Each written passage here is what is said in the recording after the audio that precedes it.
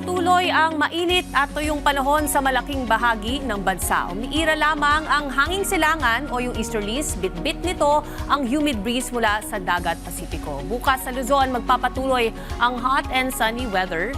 Maghapon yan, pero posibleng makaranas din ng localized thunderstorms o yung mga panandaliang pag-ulan. Summer weather din sa malaking bahagi ng Visayas, habang ang Mindanao ay makararanas naman ng maulap hanggang sa maulan na panahon o kalat-kalat na pag-ulan, lalo na sa hapon. Samantala, ito naman ang rain probability sa mga pangunahing lungsod sa bansa. Samantala, maghanda po tayo sa init ng panahon bukas ng hapon dito sa Metro Manila, partikular sa Pasay City, posibleng pumalo sa 38 degrees Celsius ang init. At sa Quezon City ay nasa 36 degrees Celsius ang forecast. Ilang mga lugar naman na posibleng pumalo sa 41 degrees Celsius batay sa heat index, kabilang dyan ang Dumangas sa Iloilo. Nasa 40 degrees naman sa Coron, Borongan, Dipolog at Cotabato City.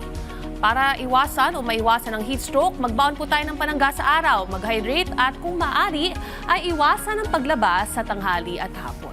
Keep safe at stay dry. Laging tandaan may tamang oras para sa bawat Pilipino. Panapanaw ng yan.